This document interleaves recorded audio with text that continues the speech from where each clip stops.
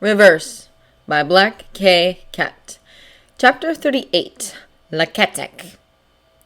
Stand still, damn it!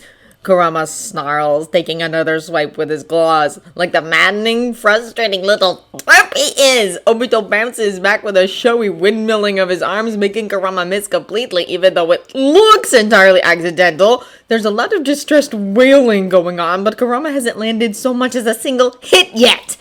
The bastard hasn't even pulled out his kamui, and Kurama already wants to pound him into the ground. Better than most at judging weak spots, Kurama sweeps in from the left, kunai slashing down, but Obito trips over his own feet, falls on his butt, and rolls out of the way, screeching as if in fear. The idiot act would be impressive if it weren't so aggravating, Kurama thinks, coming to a halt and gritting his teeth instead of trying to press Obito further. It's not as if they're managing to do anything as it is. Well, Naruto did always tell him he talked too much when he fought, and regardless of the fact that there was so much hypocrisy in that statement that it should have made Naruto turn blue and choke to death, maybe that's the right idea here. They're not managing to hit the guy, and Kurama can't pull out all the stops without bringing the entire hideout down on top of them. It's a possibility, but definitely not plan A this time, not with Kakashi in here with them. You're slippery, aren't you? He asks gruffly, coming to a halt in front of Obito as the man scrambles upright. Learn that from your master. The masked head tilts even as Obito retreats several paces to keep both Kurama and Kakashi in view. Master! Obito parrots. I don't have a master! I have a senpai! Kasame senpai is really strong and brave! He said I should be an Akatsuki member because they're short-handed! Isn't he nice? Sage, just that voice alone makes Kurama want to punch him in the throat.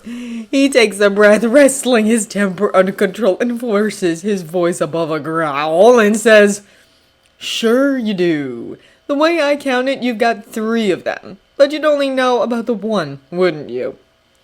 Obito's head tilts back in the other direction, waving arms falling still. The ridiculously long sleeves flutter down to cover his hands, and he immediately brings them up again, waving quickly. I'm really sorry, but I don't know what you mean. Some people say I'm a bit of an idiot. Can you try explaining it slower? Only some, Kakashi mutters from where he's holding himself braced and ready, visible eye wary. Kurama debates letting Obito kick his butt once just for that, because he warned the bastard about underestimating Toby. It's Kakashi's own fault if he lets himself get fooled by a mask. Pointedly, Kurama ignores the snark, taking a step closer to Obito even as he calls his chakra up in a slow, steady trickle. One moment of complete chakra distraction is all he needs, and knowing what he does about Obito's backstory, that should be easy enough to provide. It would be a heck of a lot easier if Kakashi wasn't also standing right here, but Kurama can't exactly ask him pointedly to turn away and plug his ears. Getting past Obito without having him bring out his Sharingan, either of them, is worth all the questions Kurama's methods of doing so might raise. There's absolutely nothing Kurama wants less than to let this little Madara imposter steal his free will yet again. Such a nice old man, wasn't he? You'd hardly know he was a missing nin. Kurama taunts, keeping his tone light, and has to smirk a little at the way Obito goes still again.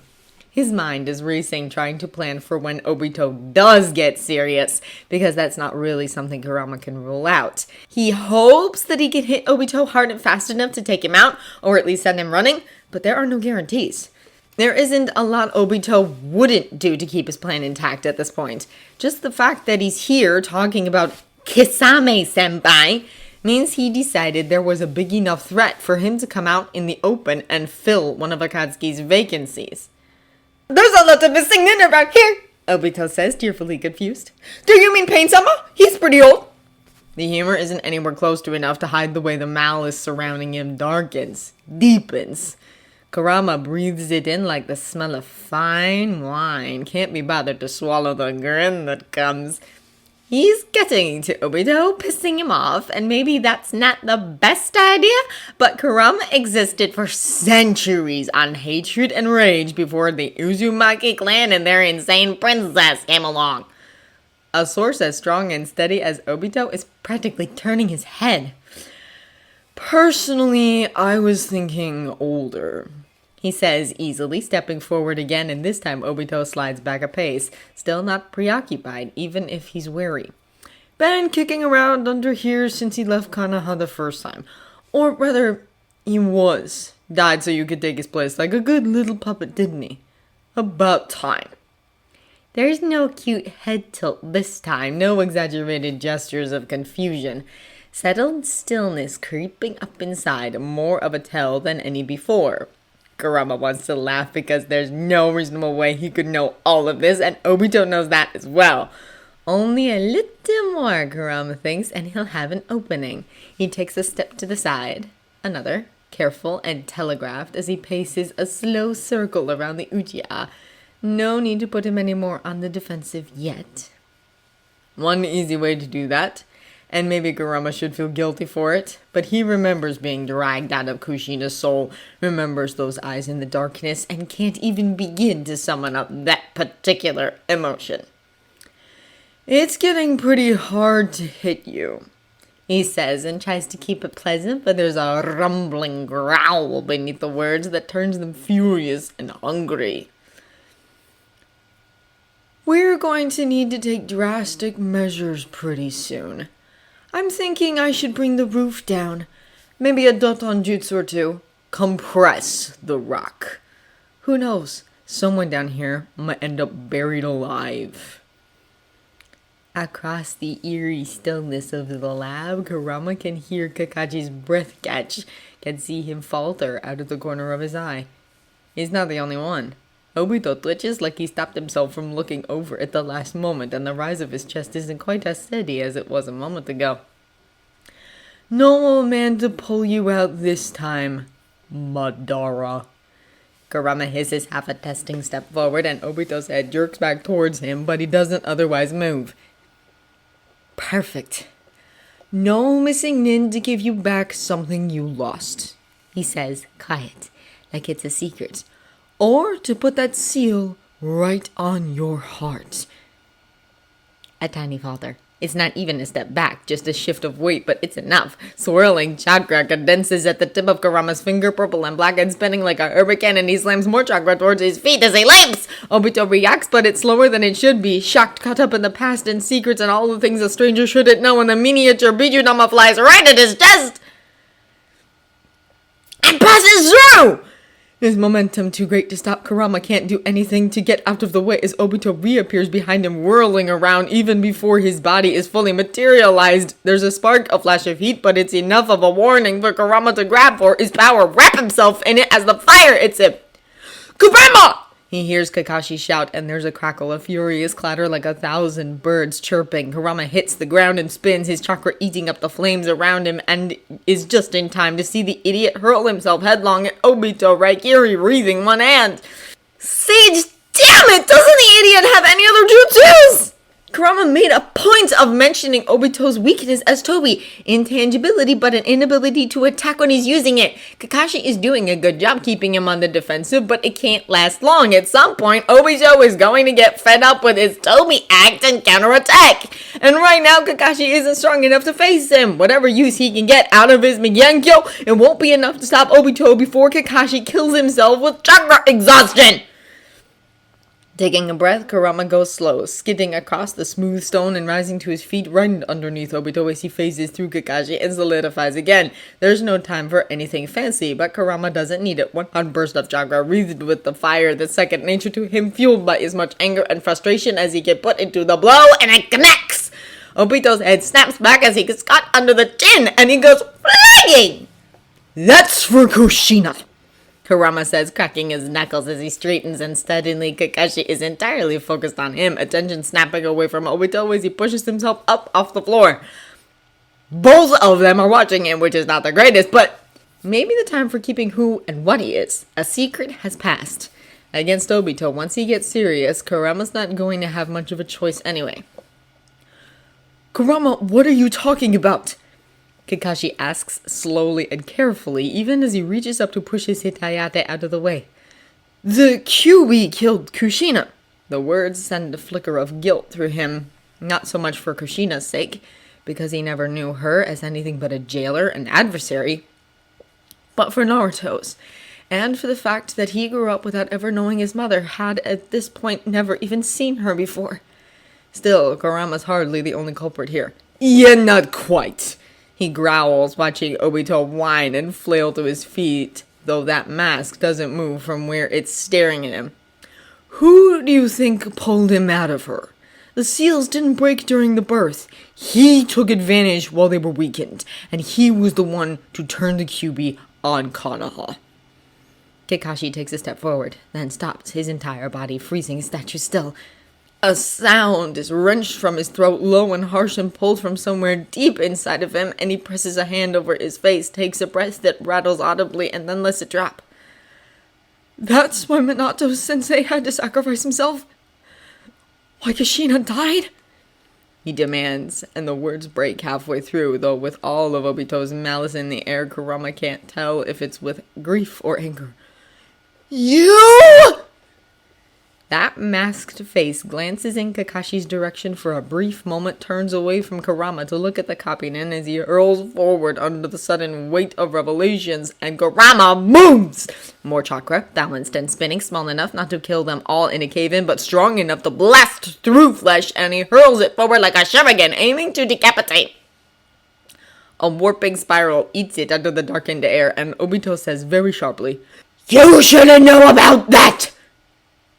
No more Toby voice, no more flailing. A guttural tone with an edge of fury laced with contempt, and that's all the warning Kurama gets! Obito whirls, snatching a gunbai out of nothingness as he turns and hurls it. Kurama leaps over the battle fan, twisting with his claws bared as he comes down, but Obito turns with him, yanks the gunbai back by its chain to grab the handle. Kurama's claws slam into the spirit tree wood, but don't so much as scratch it. Not that he expects them to. He's seen this same fan block one of Naruto's Bijudama without taking any noticeable damage.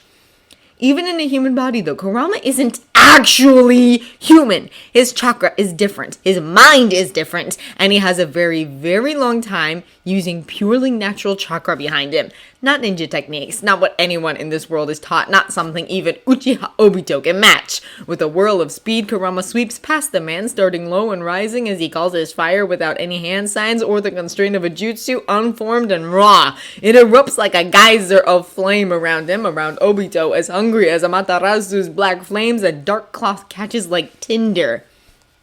There's no pause, no hesitation. Obito dumps his burning robe as he passes through the blaze, snapping back into this dimension as he flings the gunbai again. It slams into the ground where Kurama was standing as he throws himself aside and rolls, coming back to his feet as another figure leaps out of the shredding smoke. Kakashi runs right up the taunt chain, perfectly balanced, and leaps Tanto, swinging. Obito jerks back, releasing the gunbai in favor of Komoi, but Kakashi doesn't let up. He turns when Obito phases through him, keeps attacking in a blur of speed and lightning, dodges every time Obito tries to re-enter this dimension, and it gives Kurama time to get his feet back under him. He slides in as Kakashi drops to the side and Obito snarls in frustration. The air twists, spins, and a flurry of shuriken propelled at impossible speeds rain down. The first one cuts deep, scoring the meat of his bicep, but Kurama drags the cloak of his chakra around him and shoves through the deadly rain, eyes on the Uchiha. In the same moment, Kakashi twists away from his previous course, leaping back in with a kunai in hand as Kurama grabs for Obito's throat, and they only just miss hitting each other as Obito vanishes completely into his Kamui dimension. There is nothing, Kurama thinks furiously, as absolutely frustrating as an opponent you can't hit! Stay and fight, Kakashi asks, pulling up short before he can stab Kurama in the face. His eyes sweep the area around them, appropriately paranoid, but a quick veiled glance at Kurama says very, very clearly that he hasn't forgotten what Kurama knows, but shouldn't. No. Kurama growls and heads for the door in the wall at a run. Obito will probably ambush them the second there's an opening, but anything that gets them closer to the Gedo Mazo is an advantage right now. All the power of the oldest Biju doesn't mean a thing when they may as well be fighting a ghost. 3 quick hand signs from Kakashi make the air around them explode into thick choking mist, heavy enough to dim the lights to almost nothing. For a moment, Kurama thinks about protesting the resulting lack of visibility, but then he remembers the particulars of this jutsu. The mist is filled with chakra, and if Obito emerges anywhere in it, Kakashi will sense him. Unless he's intangible, of course, and fails to disrupt the mist. Really, if Kurama could lay a hand on him, he'd gouge that eye right out of his head. They're barely 10 feet from the doorway when Kakashi hisses out a curse and lunges sideways, bowling Kurama over. The Gunbai slices through the air. They roll and come back to their feet to find Obito between them, Gunbai in hand, and Kurama takes the hit because there's no way to avoid it. He slams into the cave wall, head cracking painfully against the stone, but shoves away from it, lunging for Obito with a Bijudama whirling to life in his palm.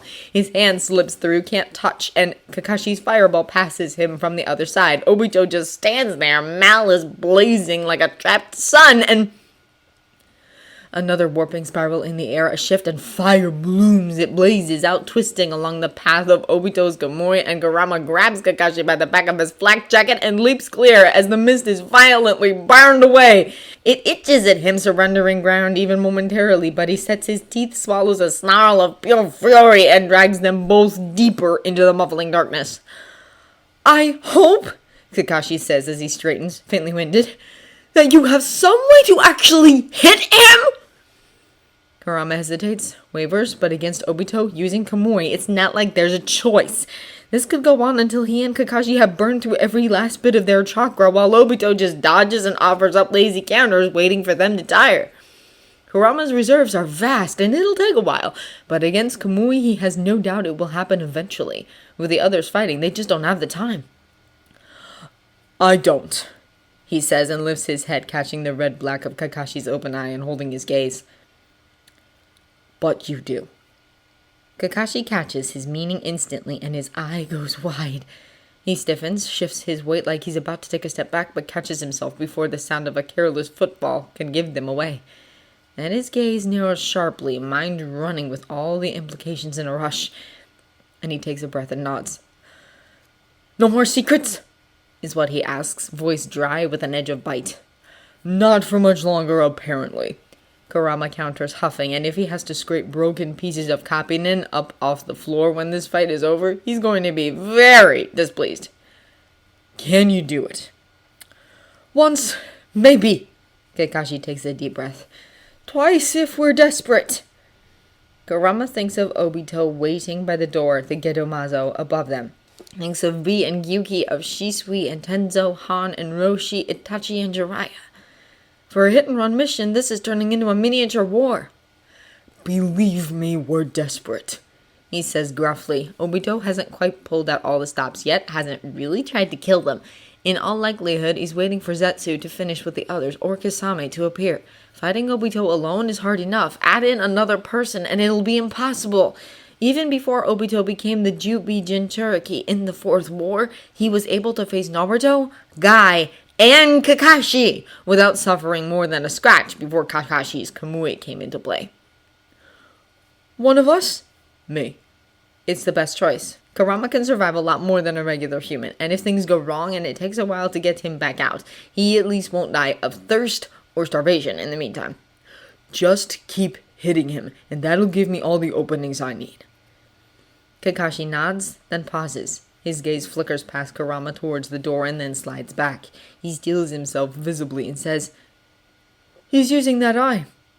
Kurama hesitates. For all that the truth seems to be spinning out in strands and streamers, little bits weaving into a whole, this is one secret he doesn't have the luxury to tell. Not right now, with Obito waiting and the mist clearing. Not in the middle of a fight when there's absolutely no way Kakashi can take it well. The pieces are there, waiting to be picked up, and Kurama pauses, eyes narrowing as a thought strikes him full on. They're doing this the wrong way. Obito can't know what they're here for. Even if he's been to Kanaa recently, picking up rumors and spying on the Hokage, even if he's listened in on the situation in Kiri, Kurama made sure his plans stayed just between the Jinchuriki and their immediate allies. No one else is aware they're going after the Gedomazo. Obito probably thinks they're here to rescue B. Using Kakashi's Migenkyo to toss himself into the Kamui dimension with no certain way to come back is stupid. Trying to beat Obito right now is stupid. This is still a hit-and-run attack, even if they were ambushed halfway to the goal. Obito was a threat, and a massive one, but Kakashi doesn't have the necessary chakra reserves to use Kamui against him, and that means they can't beat him. They can distract him, though. Ignoring Kakashi's wary attention, Kurama lifts his head, squinting through the dissipating mist to see the ceiling above them. The Gerumazo is one level up, and unless Kurama's sense of direction is failing him, it's almost directly above the door Obito is lurking by. Perfect. How likely are you to collapse into a ball of angst and issues if I break the cave? Kurama asks.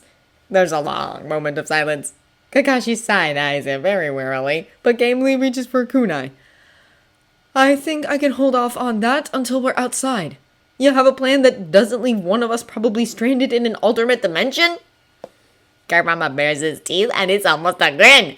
Time to stop thinking quite so much like Naruto. Kurama can't wear idiot anywhere near as well as his Jinchuriki could. Devious fox bastard really suits him so much better. Now this is interesting, Orochimaru thinks, smirking as he watches his former teammate try to unbury himself from a pile of hissing vipers. Movement catches his eye just a flash and not quite fast enough to worry him, and he leaps to the side as a tanto slices through the air. One whirling sweep, a twist of his hand, and blades of wind drive the little Uchiha back, surprisingly steady in his grace for such a young boy.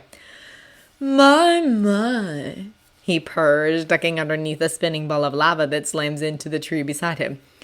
Konoha must have such high opinions of our operation, sending the Uchiha's greatest prodigy after us. Oi, bastard! Stop being creepy! Jiraiya snaps and a surge of flame crisps Orochimaru's snakes without mercy. He sidesteps Jiraiya's lunge, familiar with his former teammates' moves even after 7 years as a missing nin, but he knows the threat that Jiraiya poses all too well and reluctantly abandons his quest to get a reaction from the boy. He turns instead, blocking a punch with one arm, twisting away from a hard kick, leaping lightly over the sweep of a foot and flipping in the air as he comes down behind Jiraiya.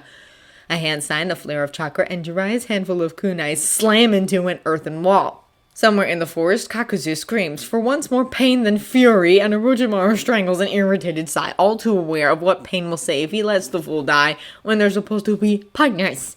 He has little interest in the Jinchuriki, though. Their abilities he can't copy or recreate, and facing them doesn't serve Orochimaru in any way.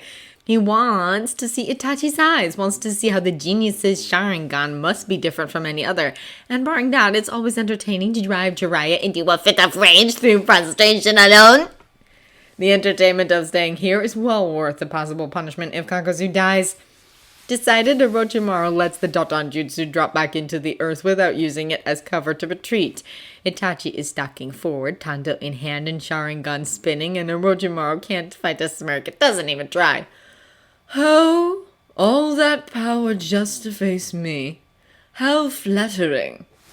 Deliberately, he feeds more chakra into the air around him, doubles down on the abrasive, unsettling edge to his power that's a legacy of his now vanished clan, as is impressed despite himself when Itachi doesn't even falter.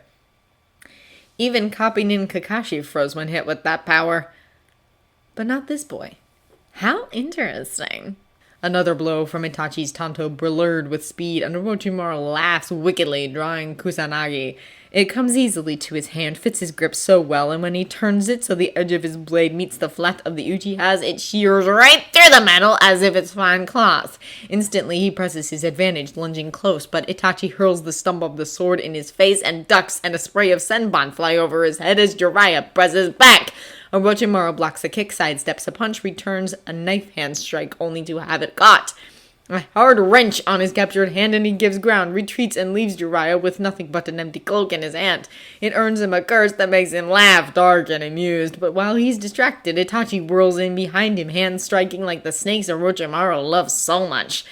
It's textbook perfect, Orochimaru thinks, surrendering his advance in favor of testing the genius everyone says outclasses even him. But there's none of the restraint the phrase implies, none of the limitations. Itachi adapts, advances, fits what he knows to the situation, and those eyes let him take advantage of even the smallest opening. For the first time in many, many years, Orochimaru can feel himself losing. It would be more infuriating if it weren't a curiosity. If it didn't prove a theory Orochimaru has been curious about since the first time he'd seen the Uchiha prodigy. He laughs, sidesteps a kick that's so perfect it could decorate taijutsu instruction manuals, and says, "They were right about you, little boy. What potential you have, just as I did once.